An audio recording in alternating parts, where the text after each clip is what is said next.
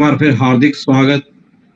ਅੱਜ ਸੰਗਰਾਂਦ ਦਾ ਦਿਹਾੜਾ, ਸਭ ਤੋਂ ਪਹਿਲਾਂ ਸਾਰਿਆਂ ਲਈ ਸ਼ੁਭਕਾਮਨਾਵਾਂ ਕਿ ਸੰਗਰਾਂਦ ਦਾ ਦਿਹਾੜਾ, ਇਹ ਮਹੀਨਾ ਸਾਰਿਆਂ ਲਈ ਜਿਹੜਾ ਉਹ ਸ਼ੁਭ ਹੋਵੇ, ਕਿਉਂਕਿ ਖਤਰੇ ਜਿਹੜੇ ਆ ਉਹ ਕੁਦਰਤ ਵੱਲੋਂ ਜਿਹੜਾ ਕੁਦਰਤ ਨਾਲ ਸ਼ਾਇਦ ਖਿਲਵਾੜ ਕਰਨ ਦਾ ਨਤੀਜਾ ਆ, ਜਾਂ ਕੀ ਕਾਰਨ ਹੈ, ਜਾਂ ਕੁਦਰਤੀ ਆਫਤਾਂ ਰੁਕਣ ਦਾ ਨਾਂ ਨਹੀਂ ਲੈ ਰਹੀਆਂ।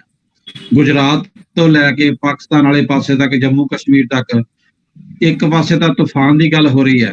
ਬਿਪਰਜੋਏ ਤੂਫਾਨ ਜਿਹੜਾ ਸਮੁੰਦਰ ਦੇ ਵਿੱਚ ਆ ਰਿਹਾ, ਕੱਛ ਦੇ ਖੇਤਰ ਵੱਲ ਵੱਧ ਰਿਹਾ ਗੁਜਰਾਤ ਵਿੱਚ, ਤੇ ਨਾਲ ਦੀ ਨਾਲ ਇੱਥੇ ਬਸ ਨਹੀਂ ਹੋਈ। ਪਿਛਲੇ 2 ਦਿਨਾਂ ਤੋਂ ਪੰਜਾਬ ਦੇ ਵਿੱਚ ਵੀ ਝਟਕੇ ਲੱਗੇ ਸੀ, ਤੇ ਡੋਡਾ ਕਿਸ਼ਤਵਾੜ ਦੇ ਖੇਤਰ ਨੇ ਜੰਮੂ ਕਸ਼ਮੀਰ ਦੇ, ਉੱਥੇ ਵੀ ਭੂਚਾਲ ਦੇ ਝਟਕੇ ਆਏ ਨੇ, ਤੇ ਗੁਜਰਾਤ ਦੇ ਵਿੱਚ ਵੀ ਹੁਣ ਤੂਫਾਨ ਤੋਂ ਪਹਿਲਾਂ ਭੂਚਾਲ ਦੇ ਝਟਕੇ ਮਹਿਸੂਸ ਹੋਣੇ ਸ਼ੁਰੂ ਹੋ ਗਏ ਨੇ। ਸਮਾਂ ਜਿਹੜਾ ਉਹ ਕੀ ਕਹਿੰਦਾ, ਕੀ ਲੱਗਦਾ, ਕੀ ਹਾਲਾਤ ਬਣ ਰਹੇ ਨੇ, ਚਰਚਾ ਕਰਾਂਗੇ। ਕੰਵਰ ਮੰਜ਼ਲ ਜੀ, ਕਿਵੇਂ ਦੇਖਦੇ ਹੋ? ਸੰਧੂ ਸਾਹਿਬ, ਇੱਕ ਤੇ ਕੁਦਰਤ ਬੜੀ ਮਿਹਰਬਾਨ ਹੋਈ ਆ। ਹਾੜ ਦੀ ਸੰਗਰਾਂਦ ਹੈ, ਔਰ ਜਿਹੜੀ ਹਾੜ ਦੀ ਸੰਗਰਾਂਦ ਹੈ ਬੜੀ ਤਪਸ਼ ਵਾਲੀ ਹੁੰਦੀ ਆ। ਆਲਮੋਸਟ ਗਰਮੀ ਦਾ ਇੱਥੇ ਪ੍ਰਕੋਪ ਜਿਹੜਾ ਉਹ ਚਰਮ ਸੀਮਾ ਤੇ ਹੁੰਦਾ ਹੈ। ਤੇ ਗੁਰੂ ਮਹਾਰਾਜ ਦਇਆਵਾਨ ਨੇ, ਕੱਲ ਦਾ ਤੇ ਮੌਸਮ ਇਸ ਤਰ੍ਹਾਂ ਜਿਵੇਂ ਅਸੀਂ ਪਹਾੜਾਂ ਦੇ ਸ਼ਿਮਲੇ ਮਨਸੂਰੀ ਆ ਗਏ, ਇਸ ਤਰ੍ਹਾਂ ਦਾ ਮਾਹੌਲ ਬਣਿਆ ਪਿਆ। ਪਰਮਾਤਮਾ ਦਾ ਸ਼ੁਕਰਾਨਾ ਆ ਵੀ ਜਿਹੜੇ ਸਾਡੇ ਵਰਗੇ ਗਰੀਬ ਗੁਰਬੇ ਨੇ ਉਹਨਾਂ ਨੂੰ ਵੀ ਠੰਡ ਦਾ ਮਹਿਸੂਸ ਆ, ਤੇ ਜਿਹੜੀ ਆ ਉਹ ਆਪਣੇ ਸ਼ਹਿਰਾਂ 'ਚ ਹੀ ਹੋ ਰਹੀ ਆ। ਅਮੀਰ ਆਦਮੀ ਤੇ ਪਹਾੜਾਂ ਭੂੜਾਂ 'ਚ ਜਾ ਕੇ ਆਨੰਦ ਲੈ ਲੈਂਦੇ ਨੇ ਠੰਡ ਦਾ। ਪਰ ਇਹਦੇ ਨਾਲ ਨਾਲ ਜਿਸ ਤਰ੍ਹਾਂ ਕੱਲ ਭੂਚਾਲ ਦੇ ਝਟਕੇ ਮਹਿਸੂਸ ਕੀਤੇ ਗਏ, ਮੇਰਾ ਇਹ ਮੰਨਣਾ ਵਾ ਵੀ ਜਿਵੇਂ ਮਤਲਬ ਪਰਮਾਤਮਾ ਵੀ ਸਾਨੂੰ ਸੁਚੇਤ ਕਰ ਰਿਹਾ ਵੀ ਭਾਈ ਆਪਣੇ ਜਿਹੜੇ ਔਗਣ ਨੇ ਇਹਨਾਂ ਦਾ ਬਚਾਅ ਕਰੋ, ਕੁਝ ਧਰਮ ਕਰਮ ਦੇ ਕੰਮ ਕਰੋ, ਵੀ ਇਹ ਜਿਹੜੇ ਹਾਲਾਤ ਨਹੀਂ ਤੇ ਮੈਂ ਹੈਗਾ ਤੇ ਮੈਂ ਮੁਆਵਜ਼ਾ ਦੇ ਸਕਦਾ ਤੁਹਾਨੂੰ। ਤੇ ਜਿਹੜੇ ਵੀ ਲੋਕ ਮਾੜੇ ਕੰਮਾਂ 'ਚ ਰੁੱਝੇ ਨੇ ਉਹ ਇਹਦੇ ਤੋਂ ਕਿਨਾਰਾ ਕਰਦੇ ਹੋਏ ਪਰਮਾਤਮਾ ਦੀ ਬੰਦਗੀ ਵਾਲੇ ਬੰਨੇ ਲੱਗੀਏ ਤੇ ਗੁਰੂ ਮਹਾਰਾਜ ਦਾ ਸ਼ੁਕਰਾਨਾ ਕਰੀਏ।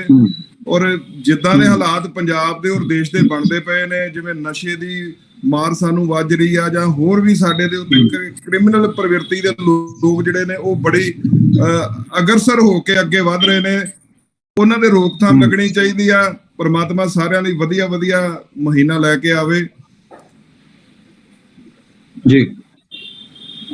ਮਹਿੰਦਰ ਜੀ, ਗੁਜਰਾਤ ਬੰਬੇ ਸਾਈਡ ਸਾਰੇ ਪਾਸੇ ਜਿਹੜਾ ਤੂਫਾਨ ਬੜੀ ਪਿੱਛੋਂ ਆ ਰਿਹਾ ਸੀ। ਹਾਲਾਂਕਿ ਕਹਿੰਦੇ ਜਿਹੜੀ ਉਹਦੀ ਸਪੀਡ ਸੀ 125 ਤੋਂ 150 ਕਿਲੋਮੀਟਰ ਦੀ ਸਪੀਡ ਦੇ ਨਾਲ ਜਿਹੜੀਆਂ ਤੇਜ਼ ਹਵਾਵਾਂ ਨਾਲ ਬਾਰਿਸ਼ ਉਹ ਲੈ ਕੇ ਆ ਰਿਹਾ ਸੀ, ਪਰ ਉਹਦਾ ਆਪਣਾ ਰਸਤਾ ਜਿਹੜਾ ਬਦਲਦਾ ਆ ਰਿਹਾ ਸੀ। ਪਰ ਹੁਣ ਉਹ ਅੱਜ ਦੁਪਹਿਰ ਤੱਕ ਜਿਹੜਾ ਉਹ ਟਾਈਮ ਰੱਖਿਆ ਗਿਆ ਕਿ ਦੁਪਹਿਰ ਤੱਕ ਉਹਨੇ ਜਿਹੜਾ ਉਹ ਕਿਨਾਰਿਆਂ ਦੇ ਨਾਲ ਟਕਰਾ ਜਾਣਾ।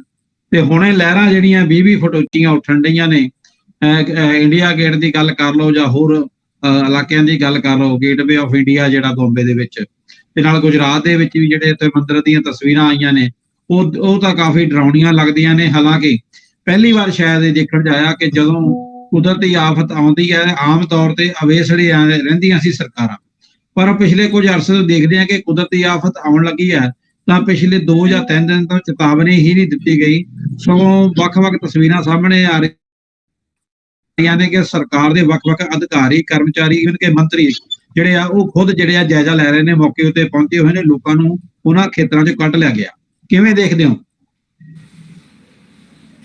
ਸੰਧੂ ਸਾਹਿਬ? ਜਿਸ ਤਰ੍ਹਾਂ ਤੁਸੀਂ ਜ਼ਿਕਰ ਕੀਤਾ ਹੈ ਕਿ ਪਹਿਲਾਂ ਅਕਸਰ ਦੇਖੋ ਕੁਦਰਤੀ ਜਿਹੜੀਆਂ ਆਫਤਾਂ ਆ ਇਹ ਪਹਿਲਾਂ ਵੀ ਆਉਂਦੀਆਂ ਸੀ ਤੇ ਅੱਗੇ ਵੀ ਆਉਂਦੀਆਂ ਹੀ ਰਹਿਣਗੀਆਂ ਜੀ। ਕੁਦਰਤੀ ਆਫਤ ਆਉਣ ਦੇ ਨਾਲ ਅੱਗੇ ਅਕਸਰ ਇਹ ਹੁੰਦਾ ਸੀ ਕਿ ਜਿਸ ਤਰ੍ਹਾਂ ਤੁਸੀਂ ਜ਼ਿਕਰ ਕਰ ਰਹੇ ਹੋ ਕਿ ਸਰਕਾਰਾਂ ਪਹਿਲਾਂ ਨਹੀਂ ਸੀ ਧਿਆਨ ਦਿੰਦੀਆਂ ਤੇ ਬਹੁਤ ਵੱਡੇ ਨੁਕਸਾਨ ਹੋ ਜਾਂਦੇ ਸੀ, ਤੇ ਫਿਰ ਉਸ ਤੋਂ ਬਾਅਦ ਉਹਨਾਂ ਦੇ ਉੱਤੇ ਜਿਹੜੇ ਹੈ ਉਹ ਕੋਈ ਨਾ ਕੋਈ ਰੈਸਕਿਊ ਜਿਹੜੇ ਆ ਆਪਰੇਸ਼ਨ ਉਹ ਚੱਲਦੇ ਸੀ, ਜਾਂ ਫਿਰ ਮਤਲਬ ਦੂਸਰੀ ਤਰ੍ਹਾਂ ਦੀਆਂ ਮਦਦ ਮਿਲਦੀਆਂ ਸੀ। ਤੇ ਲੇਕਿਨ ਹੁਣ ਜਿਹੜੀਆਂ ਚੀਜ਼ਾਂ ਅੱਗੇ ਆਉਣ ਵਾਲੇ ਸਮੇਂ ਤੋਂ ਬਾਅਦ ਫਿਰ ਨੁਕਸਾਨ ਹੋਣ ਤੋਂ ਬਾਅਦ ਉੱਥੇ ਪਹੁੰਚਦੀਆਂ ਸੀ, ਉਹ ਹੁਣ ਇਸ ਵਾਰ ਜਿਹੜੀ ਹੈ ਰਾਜ ਸਰਕਾਰ ਔਰ ਕੇਂਦਰ ਸਰਕਾਰ ਦੇ ਆਪਸੀ ਤਾਲਮੇਲ ਦਾ ਨਤੀਜਾ ਹੈ ਕਿ ਉੱਥੇ ਉਹ ਸਾਰੀਆਂ ਏਜੰਸੀਆਂ, ਉਹ ਸਾਰੇ ਹੀ ਰਾਹਤ ਕਰਮੀ ਜਿਹੜੇ ਕਿ ਇਹਨਾਂ ਮੁਸ਼ਕਿਲਾਂ ਦਾ ਸਾਹਮਣਾ ਕਰਨ ਦੇ ਲਈ ਸક્ષਮ ਹੈ, ਉਹ ਸਾਰੇ ਆਫੀਸਰਸ ਔਰ ਜਿਹੜੇ ਹੈ ਇੰਪਲੋਈਜ਼ ਹੈ ਔਰ ਜਿਹੜੀਆਂ ਇਸ ਤਰ੍ਹਾਂ ਦੀਆਂ ਏਜੰਸੀਜ਼ ਹੈ, ਉਹਨਾਂ ਦੇ ਵੱਡੇ ਵੱਡੇ ਰੈਂਕ ਦੇ ਜਿਹੜੇ ਆਫੀਸਰਸ ਔਰ ਪੋਲੀਟੀਕਲ ਲੋਕ ਵੀ ਜਿਹੜੇ ਹੈ ਲੀਡਰਸ, ਉਹ ਉੱਥੇ ਪਹੁੰਚ ਕੇ ਇਹ ਸਾਰੀਆਂ ਚੀਜ਼ਾਂ ਦਾ ਜਾਇਜ਼ਾ ਲਿਆ। ਔਰ ਨਾ ਖਾਲੀ ਜਾਇਜ਼ਾ ਲਿਆ ਉਹਨਾਂ ਨੇ ਉਸ ਇਲਾਕਿਆਂ ਨੂੰ ਖਾਲੀ ਕਰਵਾ ਦਿੱਤਾ ਗਿਆ, ਜਿਹੜੀਆਂ ਬੋਟਸ ਆ ਉਹ ਬਾਹਰ ਕਢਵਾ ਕੇ ਸਾਈਡ ਦੇ ਉੱਤੇ ਰੱਖ ਦਿੱਤੀਆਂ ਗਈਆਂ ਤਾਂ ਕਿ ਕਿਸੇ ਵੀ ਤਰ੍ਹਾਂ ਦਾ ਕੋਈ ਜਾਨ ਮਾਲ ਦਾ ਨੁਕਸਾਨ ਨਾ ਹੋ ਸਕੇ। ਇਹ ਇੱਕ ਟੈਕਨੋਲੋਜੀ ਦਾ ਫਾਇਦਾ ਲੈਂਦੇ ਹੋਏ ਔਰ ਸਰਕਾਰਾਂ ਦੀ ਪਹਿਲ ਕਦਮੀ ਕਰਦੇ ਹੋਏ ਜਿਹੜਾ ਆ ਇਹ ਇੱਕ ਬਹੁਤ ਵਧੀਆ ਕਦਮ ਹੈ, ਜਿਹੜਾ ਕਿ ਸ਼ਲਾਘਾਯੋਗ ਕਦਮ ਹੈ। ਔਰ ਉਮੀਦ ਕਰਦੇ ਹਾਂ ਕਿ ਇਹ ਤੂਫਾਨ ਵੀ ਇਸੇ ਤਰੀਕੇ ਕੁਦਰਤ ਦੀ ਕਿਰਪਾ ਦੇ ਨਾਲ ਨਿਕਲ ਜਾਏਗਾ, ਸ਼ਾਂਤੀ ਦੇ ਨਾਲ, ਨਾ ਨੁਕਸਾਨ ਕੀਤੇ ਹੋਏ ਇਹ ਜਿਹੜਾ ਆ ਸਭ ਕੁਝ ਠੀਕ ਹੋ ਜਾਏਗਾ। ਹਾਂ ਬਿਲਕੁਲ ਜੀ, ਜਿਵੇਂ ਕਮਰ ਮੰਜ਼ਰ ਜੀ ਨੇ ਕਿਹਾ ਕਿ ਸੰਗਰਾਂਦ ਦਾ ਦਿਹਾੜਾ ਆ, ਵਾਤਾਵਰਨ ਤੇ ਬੜਾ ਵਧੀਆ ਬਣਿਆ ਹੋਇਆ, ਮੌਸਮ ਜਿਹੜਾ ਉਹ ਸਾਫ਼ ਬਣਿਆ ਹੋਇਆ, ਨਹੀਂ ਤਾਂ ਗਰਮੀ ਦੇ ਵਿੱਚ ਬੜੀ ਅੱਤ ਹੁੰਦੀ ਹੈ। ਪਰ ਨਾਲ ਦੀ ਨਾਲ ਗੱਲ ਇਹ ਹੈ ਕਿ ਕੁਦਰਤ ਜਿਹੜੀ ਵੀ ਚੀਜ਼ ਦਿੰਦੀ ਆ ਉਹਦੇ ਨਾਲ ਕਹੀਏ ਵੀ ਜੇ ਉਹਦਾ ਰੌਦਰ ਰੂਪ ਜਦੋਂ ਕਈ ਵਾਰ ਦੇਖਣ ਨੂੰ ਮਿਲਦਾ ਤਾਂ ਫਿਰ ਇਨਸਾਨ ਦਾ ਜਿਹੜਾ ਤੌਖਲਾ ਉਹ ਲਾਜ਼ਮੀ ਹੋ ਜਾਂਦਾ, ਡਰ ਵੀ ਮਨਾਂ 'ਚ ਬੈਠਦਾ। ਜਿਵੇਂ ਭੂਚਾਲ ਜਿਵੇਂ ਲਗਾਤਾਰ ਆ ਰਿਹਾ ਤੇ ਲੋਕ ਮਨਾਂ ਅੰਦਰ ਕੋਈ ਨਾ ਕੋਈ ਮਨ ਦੇ ਵਿੱਚ ਖਦਸ਼ਾ ਤੇ ਹਮੇਸ਼ਾ ਬਣਿਆ ਰਹਿੰਦਾ। ਤੇ ਇਸ ਤੋਂ ਬਾਅਦ ਗੱਲ ਕਰੀਏ ਜੀ, ਇਹ ਤਾਂ ਗੱਲ ਹੈਗੀ ਕੁਦਰਤੀ ਆਫਤ ਦੀ, ਜਿਹੜੀ ਕੁਦਰਤੀ ਚੀਜ਼ ਆ ਉਹ ਸ਼ਾਇਦ ਸਾਡੇ ਮਨੁੱਖ ਦੇ ਹੱਥ ਵਿੱਚ ਹਲੇ ਨਹੀਂ ਆਈ ਤੇ ਉਹ ਚੀਜ਼ ਆਣੀ ਵੀ ਨਹੀਂ ਕਦੇ, ਕਿਉਂਕਿ ਕੁਦਰਤ ਨੇ ਜਿਹੜੇ ਫੈਸਲੇ ਕਰਨੇ ਹੁੰਦੇ ਉਹ ਵੱਡੇ ਹਿੱਤਾਂ ਨੂੰ ਸ੍ਰਿਸ਼ਟੀ ਦੇ ਨੂੰ ਮੁੱਖ ਰੱਖ ਕੇ ਕਰਨੇ ਹੁੰਦੇ ਨੇ ਤੇ ਉਹ 'ਚ ਬਹੁਤ ਸਾਰੀਆਂ ਚੀਜ਼ਾਂ ਜਿਹੜੀਆਂ ਆ ਜਾਂਦੀਆਂ ਨੇ ਤੇ ਉਹਦਾ ਵਿਨਾਸ਼ਕਾਰੀ ਰੂਪ ਜਿਹੜਾ ਉਹ ਵੀ ਕਈ ਵਾਰੀ ਦੇਖਣ ਨੂੰ ਮਿਲਦਾ। ਪਰ ਨਾਲ ਦੇ ਨਾਲ ਗੱਲ ਕਰੀਏ ਮਨੁੱਖੀ ਤਰਾਸਦੀ, ਮਨੁੱਖ ਆਪਣੇ ਹੱਥੀਂ ਕਈ ਏਦਾਂ ਦੀਆਂ ਚੀਜ਼ਾਂ ਘੜ ਲੈਂਦਾ ਜਿਹੜੀਆਂ ਚੀਜ਼ਾਂ ਜਿਹੜੀਆਂ ਉਹਦੇ ਲਈ ਜੀ ਦਾ ਜੰਜਾਲ ਬਣ ਜਾਂਦੀ। ਆਪਾਂ ਗੱਲ ਕਰਾਂਗੇ, ਪਹਿਲਾਂ ਤਾਂ ਅਸੀਂ ਅਕਸਰ ਸੁਣਦੇ ਸੀ ਕਿ ਪੰਜਾਬ ਦੇ ਪਾਣੀ ਜ਼ਮੀਨ ਹੇਠੋਂ ਪਾਣੀ ਸੁੱਕ ਰਹੇ, ਪਾਣੀ ਥੱਲੇ ਚਲੇ ਗਏ, ਪਾਣੀ ਦਰਿਆਵਾਂ ਦਾ ਜਿਹੜਾ ਉਹ ਕਾਫੀ ਨਹੀਂ ਹੈ, ਪਾਣੀ ਦਰਿਆਵਾਂ ਦਾ ਘਟ ਗਿਆ ਜਿਹੜਾ ਹਿਮਾਚਲ ਤੋਂ ਆਉਣ ਵਾਲਾ, ਤੇ ਇਸ ਕਰਕੇ ਪਾਣੀ ਜਿਹੜਾ ਹਰਿਆਣੇ ਨੂੰ ਜਾਂ ਰਾਜਸਥਾਨ ਨੂੰ ਜਿਹੜਾ ਉਹ ਨਹੀਂ ਦਿੱਤਾ ਜਾ ਸਕਦਾ। ਇਹ ਸੁਪਰੀਮ ਕੋਰਟ ਤੱਕ ਵੀ ਕੇਸ ਫਸਦੇ ਰਹੇ ਨੇ ਔਰ ਪੰਜਾਬ ਦੀ ਸਿਆਸਤ ਹੁਣ ਤੱਕ ਪਾਣੀਆਂ ਦੇ ਉੱਤੇ ਸਿਆਸਤ ਜਿਹੜੀ ਖੇਡੀ ਜਾਂਦੀ ਰਹੀ ਹੈ। ਹਾਲਾਂਕਿ ਜ਼ਮੀਨ ਦੇ ਹੇਠਲਾ ਜਿਹੜਾ ਪਾਣੀ ਆ ਉਹਨੂੰ ਬਚਾਉਣ ਵਾਸਤੇ ਕਿਸੇ ਸਰਕਾਰ ਨੇ ਕੋਈ ਠੋਸ ਰਣਨੀਤੀ ਹੁਣ ਤੱਕ ਅਖਤਿਆਰ ਨਹੀਂ ਸੀ ਕੀਤੀ। ਪਰ ਹਾਂ, ਮੁੱਖ ਮੰਤਰੀ ਭਗਵੰਤ ਮਾਨ ਹੋਣੀ ਪਿੱਛੇ ਜੇ ਬਿਆਨ ਜ਼ਰੂਰ ਦਿੱਤਾ ਸੀ, ਕਿਸਾਨਾਂ ਨੂੰ ਸਮਝਾਇਆ ਸੀ ਕਿ ਤੁਸੀਂ ਜਿਹੜਾ ਜ਼ਮੀਨ ਦੇ ਹੇਠਲਾ ਪਾਣੀ ਹੈ ਤੁਸੀਂ ਉਹਨੂੰ ਬਚਾਉਣ ਦੀ ਗੱਲ ਕਰੋ, ਖੇਤੀ ਵਿਭਿੰਨਤਾ ਅਪਣਾਈਏ, ਝੋਨਾ ਜਿਹੜਾ ਉਹ ਜਿਹੜਾ ਪਾਣੀ ਤੋਂ ਰਿਹਾ ਜਿਹੜਾ ਝੋਨਾ ਲਾਣਾ ਆ ਉਹ ਸਿੱਧੀ ਬਿਜਾਈ ਜਿਹੜੀ ਆ ਉਹਨੂੰ ਅਖਤਿਆਰ ਕਰੇ। ਪਰ ਹੁਣ ਗੱਲ ਉਸ ਤੋਂ ਅੱਗੇ ਵੱਧਦੀ ਨਜ਼ਰ ਆ ਰਹੀ ਹੈ। ਪਹਿਲਾਂ ਤਾਂ ਹਰਿਆਣੇ ਨੂੰ ਪਾਣੀ ਨਹੀਂ ਦੇਣਾ, ਹਿਮਾਚਲ ਨੇ ਕੋਈ ਦੀ ਝੰਜਟ ਨਹੀਂ ਸੀ ਵਿੱਚ ਪਾਇਆ ਗਿਆ, ਪਰ ਹੁਣ ਇੱਕ ਨਵੇਂ ਸਮੀਕਰਨ ਬਣ ਰਹੇ ਨੇ। ਭਾਖੜਾ ਬਿਆਸ ਮੈਨੇਜਮੈਂਟ ਬੋਰਡ ਤੋਂ ਜਿਹੜਾ ਪਾਣੀ ਨਿਕਲਦਾ, ਹਿਮਾਚਲ ਨੇ ਕਿਹਾ ਵੀ ਭਾਈ ਉਹਦੇ ਚ ਕੁਛ ਨਾ ਕੁਛ ਪਾਣੀ ਉਹਨਾਂ ਨੂੰ ਵੀ ਚਾਹੀਦਾ, ਤੇ ਨਾਲ ਦੀ ਨਾਲ ਉਹਨਾਂ ਨੇ ਗੱਲ ਕਿਹਾ ਵੀ ਚੰਡੀਗੜ੍ਹ ਦੇ ਵਿੱਚ ਵੀ ਉਹਨਾਂ ਦੀ ਹਿੱਸੇਦਾਰੀ ਹੈ। ਉਹਨਾਂ ਦੇ ਸੁਖੂ ਜੀ ਨੇ ਮੁੱਖ ਮੰਤਰੀ ਸਾਹਿਬ, ਉਹਨਾਂ ਦਾ ਬਿਆਨ ਹੈ, ਉਹ ਕਹਿੰਦੇ ਵੀ ਹਿਮਾਚਲ ਜਿਹੜਾ ਇਹ ਪੰਜਾਬ ਦਾ ਹੀ ਹਿੱਸਾ ਸੀ। ਪਹਿਲੇ ਪੰਜਾਬ ਤੇ ਹਿਮਾਚਲ ਹਰਿਆਣਾ ਇਕੱਠੇ ਸੀ ਤੇ ਜਦੋਂ ਇਹਦੀ ਵੰਡ ਹੋ ਗਈ ਹੈ, ਵੰਡ ਦੇ ਨਾਲ ਨਾਲ ਚੰਡੀਗੜ੍ਹ ਦੇ ਵਿੱਚ ਵੀ ਹਿੱਸਾ ਬਣ ਗਿਆ ਤੇ BBMB ਦਾ ਜਿਹੜਾ ਹਿੱਸਾ ਉਹਦੇ ਵਿੱਚ ਵੀ ਬਣ ਗਿਆ। ਤੇ ਜਦੋਂ ਉਹਦਾ ਧਿਆਨ 'ਚ ਲਿਆਂਦਾ ਕਿ ਮੁੱਖ ਮੰਤਰੀ ਪੰਜਾਬ ਦਾ ਜਿਹੜੇ ਆ ਕੇਂਦਰ ਸਰਕਾਰ ਨੂੰ ਚਿੱਠੀ ਲਿਖ ਰਹੇ ਆ ਤੇ ਉਹ ਕਹਿ ਰਿਹਾ ਜੀ ਵੀ BBMB ਦੇ ਵਿੱਚ ਇੱਕ ਤੀਜੀ ਜਿਹੜੀ ਧਾਰਾ ਲੱਗੀ ਹੋਈ ਹੈ, ਇਹ ਹੈਗੀ ਹੈ ਜੀ ਪੰਜਾਬ ਪੁਨਰਗਠਨ ਅਧਿਨਿਯਮ ਜਿਹੜਾ 1966 ਦਾ ਜਿਹੜਾ ਮੁੜ ਜਿਹੜਾ ਵੰਡ ਹੋਈ ਸੀ ਪੰਜਾਬ ਦੀ, ਉਹਦੀ ਕਹਿੰਦੇ ਧਾਰਾ 79(1), ਉਹਦੇ ਅਧੀਨ ਜਿਹੜਾ BBMB ਹੈ ਕਹਿੰਦੇ ਉਹਦਾ ਜਿਹੜਾ ਕਾਰਜ ਖੇਤਰ ਆ ਵੰਡਿਆ ਗਿਆ, ਉਹਦੇ ਚ ਪਾਣੀ ਦੀ ਜਾਂ ਬਿਜਲੀ ਜਿਹੜੀ ਹੈ ਕੋਈ ਇਦਾਂ ਦੀ ਗੱਲ ਮਦ ਨਹੀਂ ਹੈ। ਕਿਵੇਂ ਦੇਖਦੇ ਹੋ ਕਮਰ ਮੰਜ਼ਰ ਜੀ? ਸੰਧੂ ਸਾਹਿਬ, 57 ਸਾਲ ਬਾਅਦ ਮੈਨੂੰ ਲੱਗਦਾ ਕਿ ਹਿਮਾਚਲ ਨੂੰ ਚੇਤਾ ਆ ਗਿਆ ਕਿ ਸਾਡਾ ਹਿੱਸਾ ਬਣਦਾ। 57 ਸਾਲ ਇਹਨਾਂ ਨੂੰ ਚੇਤਾ ਨਹੀਂ ਆਇਆ। ਮੈਂ ਇੱਕ ਬੇਨਤੀ ਕਰਾਂ, ਕਾਂਗਰਸ ਇੱਕ ਨੀਤੀਗਤ ਤਰੀਕੇ ਦੇ ਨਾਲ ਹਮੇਸ਼ਾ ਹੀ ਪੰਜਾਬ ਨਾਲ ਮਤਰੇਈ ਮਾਂ ਦਾ ਸਲੂਕ ਕਰਦੀ ਰਹੀ ਆ। 1966 ਦੇ ਇਹ ਸਮਝੌਤੇ ਨੇ, 1966 ਦੇ ਉਤੋਂ ਇਹ ਕਲੀਅਰ ਕੱਟ BBMB ਬੋਰਡ ਜਿਹੜਾ ਵਾ ਉਹਦਾ ਮਤਲਬ ਕਿ ਉਦੋਂ ਪੁਨਰਗਠਨ ਕੀਤਾ ਗਿਆ ਸੀਗਾ, ਵੀ ਇਹਨੂੰ ਬਣਾਇਆ ਗਿਆ ਸੀਗਾ।